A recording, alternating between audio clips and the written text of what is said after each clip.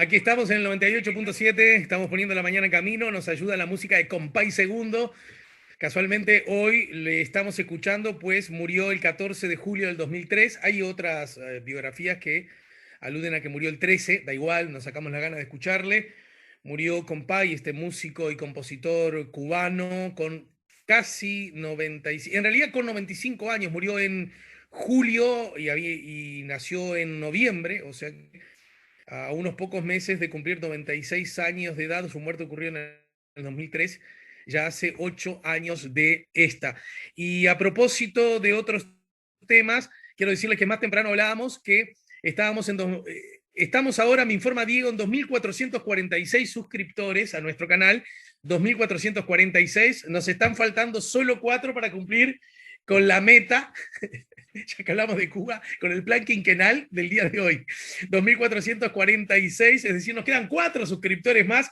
A lo mejor tenemos suerte y nos quedarán 3 porque nuestro invitado, si no está suscrito a nuestro canal, podrá ya suscribirse y ya nos sacamos el gusto de terminar hoy con 2.450. Repito, solo 4 nos quedan. Es muy fácil ingresar a YouTube, ingresar a nuestro canal YouTube, La Mañana en Camino, y allí te suscribís, no te pedimos nada a cambio, ni que seas hincha de Liverpool. Bueno, ahí estamos en el número de hinchas, más o menos, ¿no? Ni tampoco datos personales, ni que dejes de novia o que dejes de novio o que cambies de religión, y mucho menos el PIN de tu tarjeta de crédito. De ese modo, es totalmente gratuito, vas a recibir cada día nuestras notificaciones a propósito del arranque del programa, las columnas, los entrevistados, etcétera.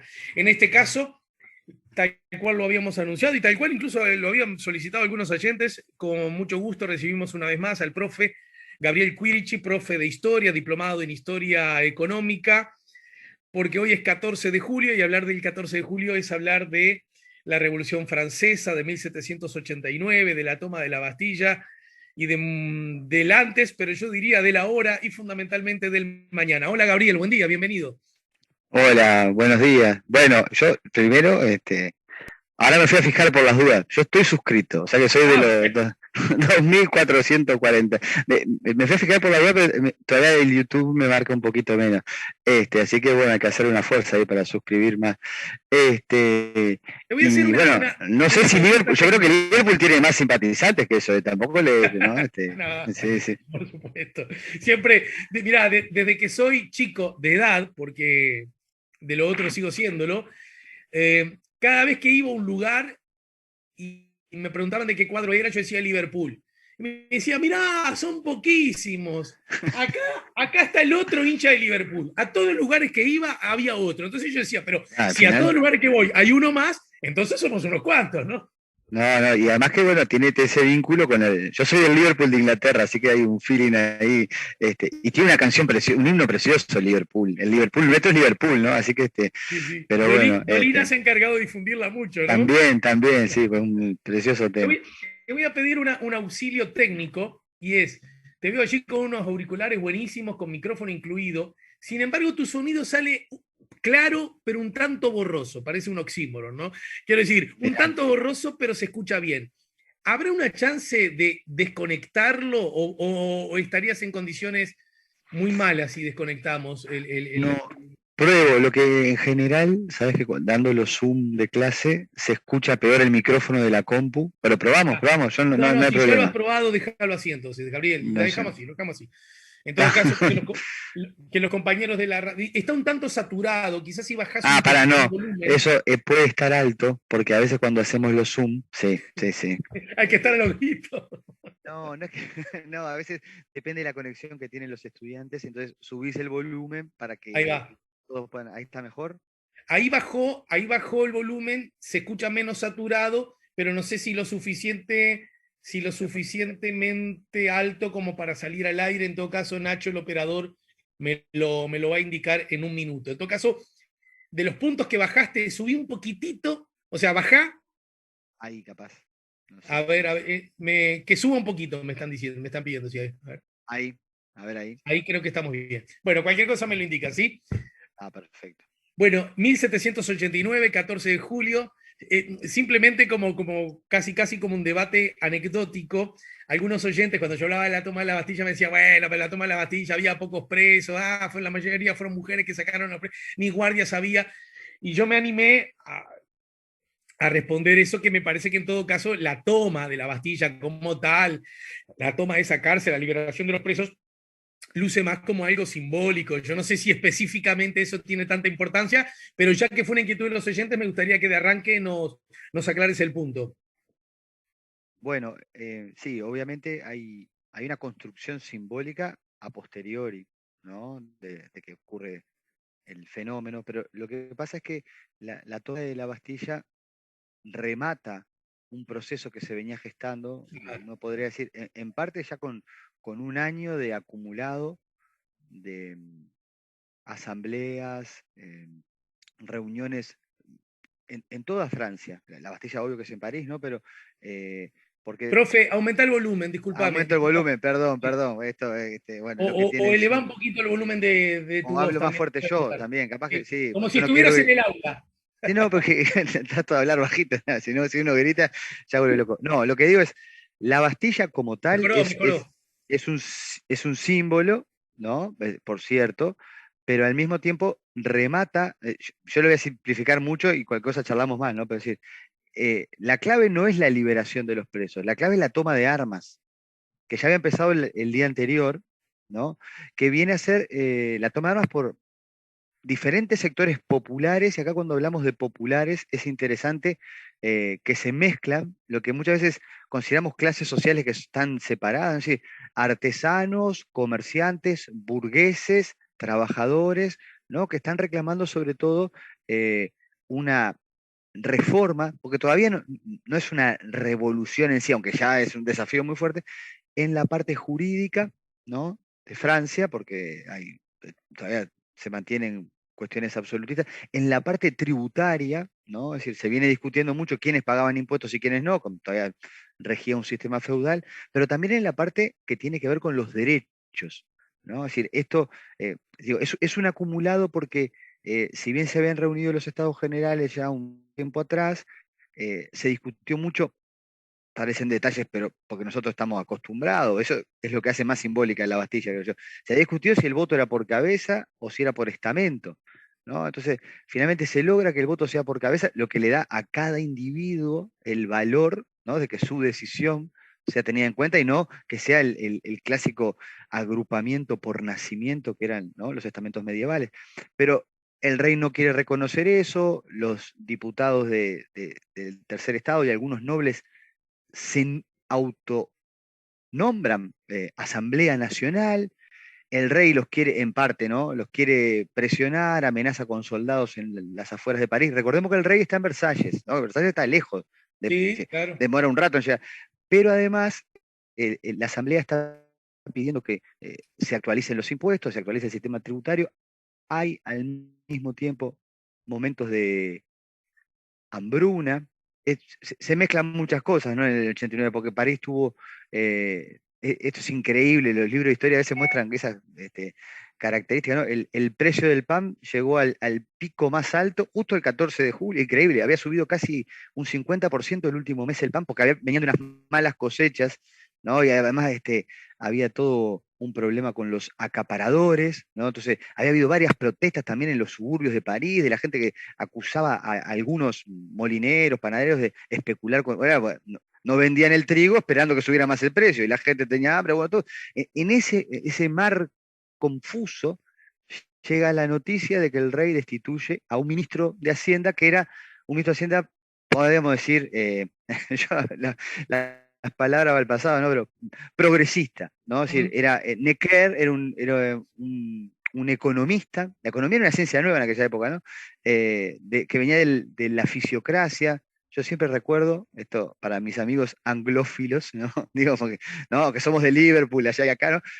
El liberalismo nació en Francia. Claro, Laissez-faire, laissez-passer era de ellos, ¿no? claro. Adam Smith también se leía mucho en ese momento también, ¿no? En realidad están imbricados, pero quiero decir, Necker era un ministro con una perspectiva más liberal, pero no liberal, no que confundir con los términos de ahora, ¿no? Es decir, en el sentido de para reactivar la economía francesa, cambiar el sistema tributario, estimular a las clases productivas y ponerle impuesto a lo que llamaba la fisiocracia las clases ociosas, que sobre todo había muchos gastos superfluos de la corte. Pensemos, Francia era el absolutismo más grande de Europa Occidental, ¿no?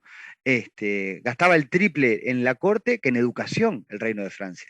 Y aparte tenía una deuda enorme de las guerras. Entonces, claro, Necker era un ministro que por lo menos podía hacer alguna reforma más sensata, lo destituye Luis XVI, ¿no? Manda a las tropas a rodear París y cuando empieza a correr ese rumor y parece que, bueno, que van a eh, terminar con los estados generales, con la Asamblea Nacional, la gente sale a buscar armas. Ese es entonces, la toma de la Bastilla, lo que, más allá de los precios, y es verdad, no hay un gran combate, aunque resisten un poco la pequeña guarnición que estaba allí, lo que consiguen son una enorme cantidad de armas y se convierte rápidamente en un símbolo, y además, esto es lo otro, ¿no? Cuando llega la noticia a Versalles, esto no lo sabía en el 14 de julio, pero llega el otro día la noticia, Luis XVI ve que no está fácil, él no puede mandar reprimir París. Ya había habido varios acontecimientos, un mes antes habían 300 muertos en una protesta en una fábrica. Digo, bueno, se iba a convertir en una guerra civil. Entonces Luis XVI termina yendo a reconocer a la Asamblea Nacional y se pone la escarapela tricolor. Como no, yo siempre tendrán el cariño de mi pueblo. También. O sea, la Bastilla es un episodio que de alguna manera confirma Claro. la soberanía popular, ¿no? Esto me parece interesante, decir, bueno, tenemos armas, decidimos los impuestos nosotros, nos tiene que escuchar el rey, y a partir de ahí nace toda la historia de la Asamblea Constituyente, ¿no? Que va a ser la primera constitución que va a tener Francia. O sea, es simbólico, pero también es cierto que terminó el absolutismo. Bien. Cuando decimos, a ver, para varias cosas. Sí, sí. A propósito del episodio del pan, ¿es ahí cuando se dice que María Antonieta, ante el reclamo, no tenemos pan para darle a nuestros hijos? Bueno, y denles No, torta. eso después. No, yo me río porque viste que hay datos de la historia que a veces como que se repiten y yo no sé si no fue un rumor popular que se Sí. esparció después. María Antonieta tiene una historia, es muy triste su historia porque, como pasaba muchas veces, ¿no? Esos casamientos arreglados por la nobleza, viven una vida de burbuja, ¿no? Pero hasta dónde son responsables las personas de eso, ¿no? Los crearon así. Pero tampoco tenían mucha sensibilidad político-social. Y hay Déjame una agregar marcha, hasta qué claro, punto son responsables las personas y muy particularmente en aquella época las mujeres que no tomaban decisión de ninguna naturaleza, ni siquiera sí, con quién dormir toda la vida en su condición de esposas por razones geopolíticas, ¿no? claro, sí, esos matrimonios que eran diplomáticos en realidad, ¿no? Ahora, justo, yo ahora tendría que repasar la fecha, pero eh, porque en el medio de esto, o sea, después que Luis XVI acepta la asamblea, se establece, o sea, la Bastilla es el paso para que se consolide una soberanía popular y la exigencia de constitución. Esto va a traer como consecuencia la Declaración de Derechos del Hombre y del Ciudadano, la abolición de los privilegios feudales en menos de 2 semanas, se van a terminar, ¿no?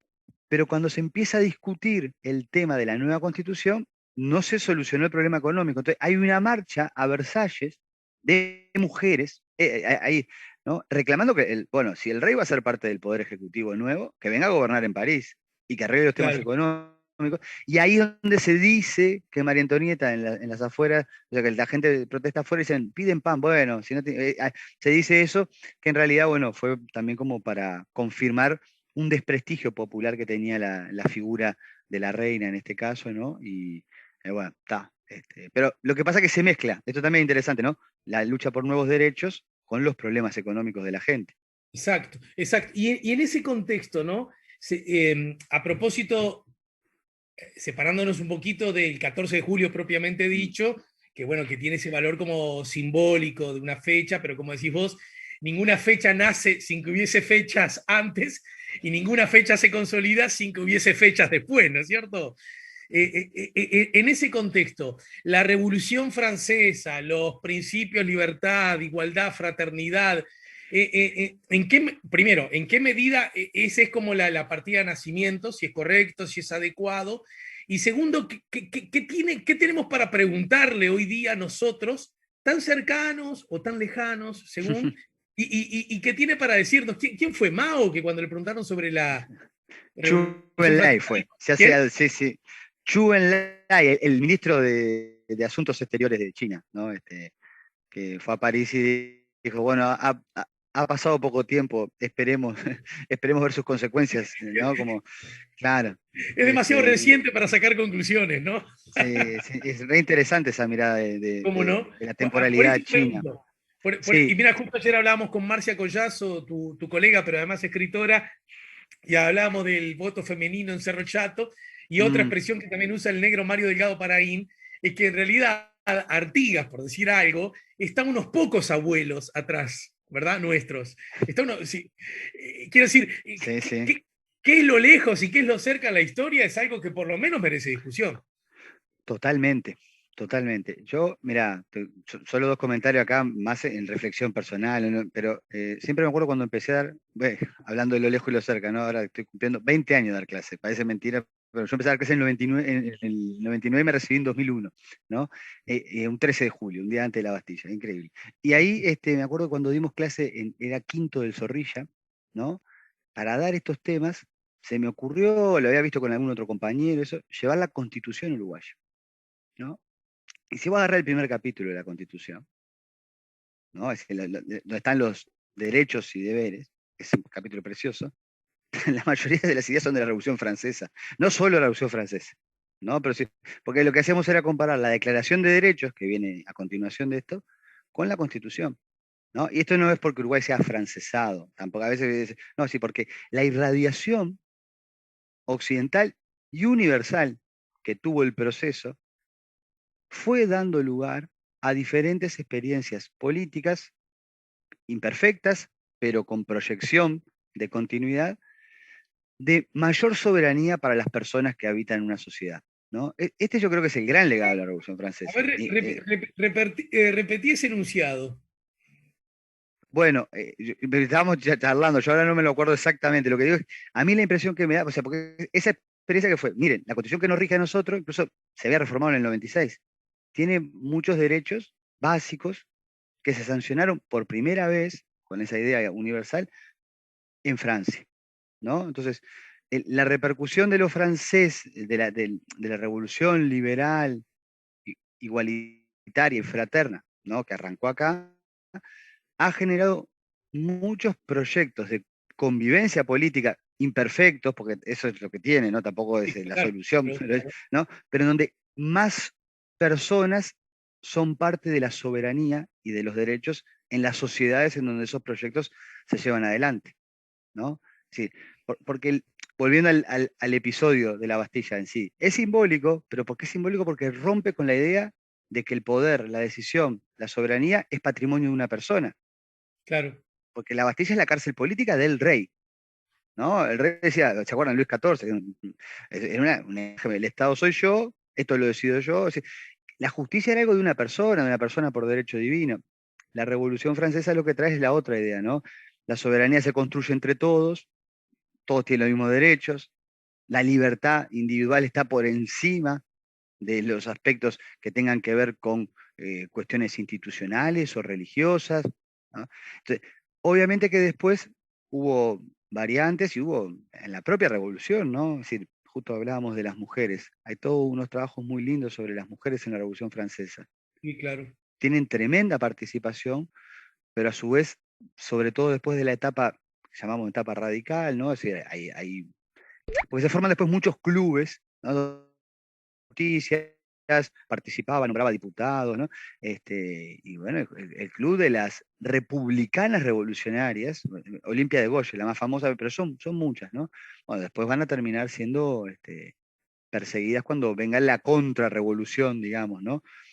Pero ellas cuestionan que la declaración sea de derechos del hombre y del ciudadano, ya en ese, porque el nombre todavía es un nombre de una política patriarcal, ¿no? Pero Claro. igual, el proceso de que ahora los derechos sean del hombre está haciendo avanzar, esto es una mirada capaz que un poco lineal, pero eh, que ya los derechos no son ni de Dios ni de un poder biológico, o sobrenatural, ¿no? Entonces, esto me parece que es como en buen romance, ¿no? El nacimiento de las democracias modernas, más potente. Y en ese sentido, los principios libertad, igualdad, fraternidad, la Revolución Francesa como usina permanente y aún vigente de cosas obtenidas, de cosas para obtener, de, igual que el ludo, dos casilleros adelante, tres atrás, un paso adelante, dos atrás, tres adelante, ¿verdad? Es decir, por qué crees tú, si es que lo crees, que sigue siendo un insumo, un lazo que nos une con lo de atrás, pero también un anzuelo en una caña que nos permite tirar hacia adelante? Bueno, mira, ahí hay varias cosas, ¿no? Los principios de la Revolución Francesa, eh, o sea, la revolución va, entre comillas, y con cuidado, ¿no? Pero a institucionalizar un conjunto de ideas que podemos decir que son de la ilustración. A mí no me gusta el término ilustración, pero bueno, porque queda como que hay una distancia, pero en aquella época eran eh, los ilustrados que trataban de justamente iluminarse con la razón, la ciencia, la enciclopedia, el saber, no ir a las explicaciones teológicas, ¿no?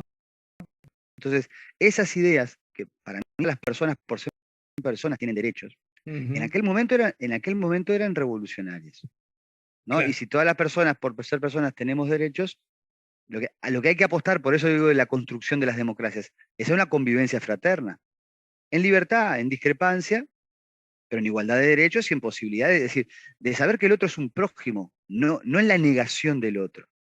Esto incluso es clave para que en Europa, que le va a costar, todavía le cuesta a Europa, empiece a avanzar de a poco, pero un ataque al racismo, ¿no? Porque es decir, la fraternidad supone, bueno, que otras personas son de otras culturas, pero bueno, sabemos que en parte la Revolución Francesa, en donde rápidamente va a llegar, va a ser en Haití, ¿no? Es todo un complejo el tema, porque a lo otro que voy es, estos tres pilares, libertad, igualdad y fraternidad, se viven distintos según la situación también de cada sector sociocultural. Esto también se aprende con la Revolución Francesa y hay que estudiarlo, ¿no? Es decir, hay quienes prefieren sobre todo la libertad económica. Porque no tienen el apremio los tratan bien, no precisa que sean fraternos con los demás, ¿no? Claro. Hay quienes prefieren la igualdad, ¿no? Es decir, incluso Francia va a tener dos constituciones donde se va a poner en discusión el tema de la propiedad absoluta o la propiedad como bien a cuidar en el marco del bien común, porque también la ilustración tiene sus reflexiones contradictorias. Una cosa es Voltaire, otra cosa es Rousseau, ¿no? Sí, entonces, eso también empieza a girar, y no es lo mismo, volvemos a lo que charlamos al principio, ¿no? La perspectiva de los hombres, que ya hacen la política, que acceden a la ilustración, que la de las mujeres, que incluso en algún momento logran avanzar mucho y luego son ubicadas en una escena de subordinación, ¿no? Incluso, pero se agrega un punto acá, perdón, porque uno lo puede tirar así y yo creo que no hay que caer en la abstracción absoluta porque deshistorizamos, ¿no? Porque el gran punto es que también cuando empiezan a avanzar estas cosas que, insisto, uno lo dice así, pero no es fácil en un país tan rico, tan complejo, tan protestón y politizado como el francés, organizar un gobierno nuevo después que el rey hizo cualquier desastre. Pero para colmo, después que empiezan a organizar el gobierno, viene una guerra mundial. Yo siempre lo digo así porque suena exagerado, ¿no? Pero cuando los demás reyes empiezan a ver que en Francia está pasando esto, porque en Inglaterra todo bien, se admiraba, pero Inglaterra era una isla, no se contagió el sistema político francés. Y además recordemos que Francia rápidamente, mira, esto es todo un tema, ¿no? Los liberales franceses, para solucionar problemas económicos, van a atacar los privilegios de la nobleza y los privilegios de la iglesia. La iglesia tenía muchas tierras.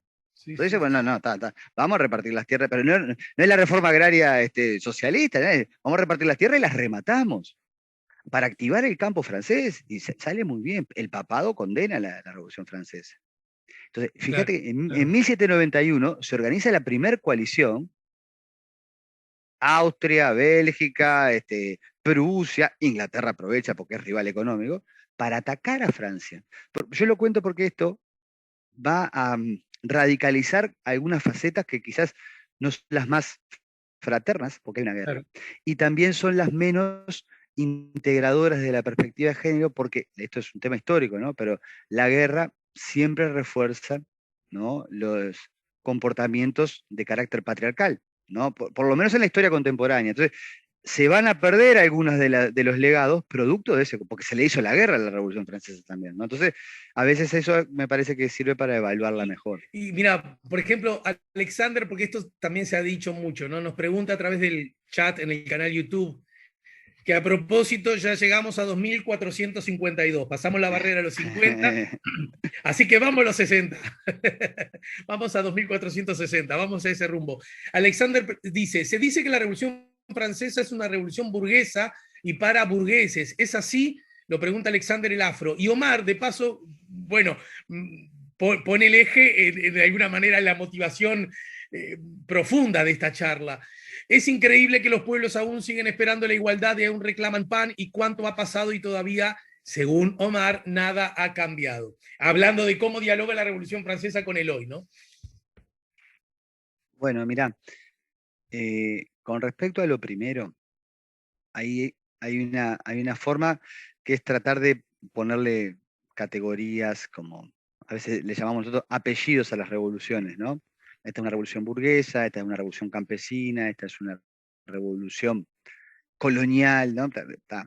Eh, Creo que esto da para meterse más, pero yo recomiendo siempre un autor que es de metodología marxista, que se llama Albert Soboul, ¿no?, que estudia mucho los comportamientos de los diferentes sectores sociales a lo largo de la Revolución Francesa, ¿no? Y es muy interesante porque sí, digo que es muy interesante y también recomiendo otro, pues ya, esto porque a veces uno, yo no tengo la respuesta definitiva de estas cosas, son interesantes para pensar, ¿no? Que se llama François Furet, que es muy, muy interesante porque es un liberal antisocialista, digo para tener también diferentes campañas, ¿no? Liberal antisocialista que analiza el comportamiento de la burguesía en la Revolución Francesa. Repetime ese Muy nombre interesante. porque siempre llegan preguntas a propósito de los autores citados. Es Albert Soboul y François Furet. Furet sería, pero se dice Furet, se escribe Furet. ¿Ah? Muy bien. Entonces, ¿qué pasa con la caracterización de burguesa? Eh, que es una caracterización atendible, sin duda que la burguesía juega un rol predominante, pero la burguesía es muy variada y contradictoria. Y además, en el proceso, sobre todo este que estamos hablando ahora, París, después Marsella, las ciudades tienen una gran participación de la plebe, que llamarle, o sea, en términos amplios, todos los habitantes de las ciudades eran burgueses en el mundo medieval. Claro, Claro, claro. nosotros en general siempre asociamos burguesía con la alta burguesía. La alta burguesía en realidad estaba más del lado de los nobles que había comprado títulos. Claro, O sea, claro. acá es interesante que se da, y esto Sobul creo que lo trabaja muy bien, ¿no? Alianzas entre sectores, los famosos sans-culottes, ¿no? Le diremos los que no tenían calzón, era eso, no andaban desnudos, ¿sí? Es decir, porque el calzón iba por arriba del pantalón y no tenían ni siquiera para eso, estaban muy pobres, eran trabajadores asalariados, los artesanos, ¿no?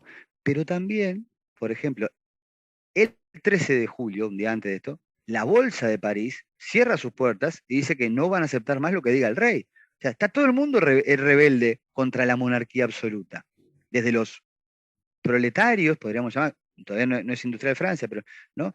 Y luego, esto sí es interesante, las ideas que venimos charlando tienen mucha circulación entre todos los sectores urbanos, ¿no? Eso porque hay sí más, en las ciudades se dio, ¿no? Más población alfabetizada. En el campo cuesta todavía, ¿no?, que lleguen las noticias. Francia es un país rural principalmente, ¿no? Y además la iglesia tiene mucho peso y empieza a difundir la idea de que la revolución es parte de un plan demoníaco, ¿no? Y va a haber toda una cuestión compleja que se llamó el Gran Miedo, ¿no? Poniendo rumores de cualquier cosa, ¿no? Hasta que, ¿no?, es decir, el campo se va a incorporar a la revolución recién con el ejército de Napoleón, ¿no? Sí, ya estamos hablando 10 años después de esto, ¿no? Es decir, es un tema que es complejo. O sea, la burguesía lideró, pero no solamente asociemos burguesía con, no sé, la élite económica, que ni siquiera lo era, porque la élite económica en ese momento todavía eran los nobles, ¿no? Bueno, y con respecto al hoy, yo no comparto esa visión, pero no es por, yo no me gusta pelear con nadie que manda un mensaje que no tiene chance de charlar. Yo creo que Sí, hay ciclos, hay avances, hay retrocesos, pero también, em, si uno mira, ¿no? Globalmente, esto da para mucho más, ¿no? Pero la historia de las sociedades, desde la Revolución Francesa a nuestros días, los sistemas con más, lo que dije al principio, ¿no? Más soberanía compartida, incompleta, imperfecta, pero son más hoy que hace 300 años o que, ¿no? Y eso en parte es un legado sobre el que hay que seguir trabajando y pensando y no olvidándolo. Y yo insisto con esto que les decía también al principio, ¿no? Una cosa es, si solo me enfoco en la libertad económica, bueno, esto también lo analiza Furet, que es muy crítico, porque dice, la burguesía tiene dos caras. Dice, Furet, que es un liberal, dice, pues la burguesía te promete la igualdad jurídica, pero después, como la burguesía, sobre todo la alta burguesía, su etos es el destaque económico, le gusta la desigualdad. Pero claro. el éxito, ¿no? El éxito individual, que es un ideal burgués también, en parte niega la igualdad jurídica, en los hechos, no en el derecho. Entonces, eso hay como una carrera que es contradictoria con el principio de igualdad. Déjame decirte algo que va a ser una mala noticia para. No, espero que sea No, buena para vos. sí, Eh, esta charla ha servido para. ¿Viste una puerta grande, pesada, dura? Bueno, nos has ayudado con tu generosidad, tu talento y tu conocimiento a moverla unos pocos milímetros y ver mínimamente una cierta rendija. Tenemos la impresión que hay algo detrás de la puerta. Nos vas a tener que seguir ayudando, ya te lo digo, por lo menos una vez más, a mover un poquito más esa puerta en un próximo encuentro, probablemente la misma semana próxima. ¿Te parece? ¿Qué querés mover de la puerta? Ahora tampoco decime que hay del otro lado. No, Sino- porque me parece que todavía todo esto merece muchas más preguntas, porque, por ejemplo, los conceptos, igualdad, fraternidad, bueno, por supuesto, libertad, ¿en qué medida fueron fraguados? ¿Cómo Claro, el sí, sí, público está de bien, la te época entiendo. se apoderó y cómo de alguna manera se fue dimensionando y redimensionando conforme pasó el tiempo? ¿Y en qué medida también el mundo occidental tiene la obligación de transmitir esa nueva buena, ¿verdad? A todo el planeta, o la soberbia de transmitir esa buena Claro, nueva? está muy bien planteado así. Sí, sí, porque yo pensaba en el caso de Artigas, ¿no? Así que Artigas, en algunos elementos muy contemporáneos de esto, y va a poner énfasis en la fraternidad, pero también por lo mucho que aprendió, bueno, supongo que con Marce habrán charlado, Marce es fantástica, ¿no? Es decir, por lo mucho que aprendió con las comunidades originarias, Claro, claro, ¿no? claro. Entonces, Entonces, eso es bien interesante porque Occidente a veces también, o sea, la Revolución Francesa es un disparador de la historia. Pero no hay que caer ¿no? en el etnocentrismo de creer que el occidental le dio digamos, a los demás pueblos le vino a enseñar todo. En todo, realidad, el exacto. problema es que había una gran desigualdad en Occidente y un gran Bueno, racismo, ¿no? Entonces, yo creo que el cambio es sí. ese. Pero con Y, gusto seguimos, sí, dale, charlando. dale. Después, tranquilo, seguí con tus actividades académicas, que son muchas, y es más, hiciste una breve pausa para poder atendernos, cosa que agradecemos. Y después un asunto que al pasar que ahí nombraste, ¿en qué medida Napoleón fue, digamos, como la carta ganadora que permitió generar los cimientos para muchas de esos legados, de que ese legado se transforme en algo concreto, viviente, sobre el cual los ciudadanos pueden pisar?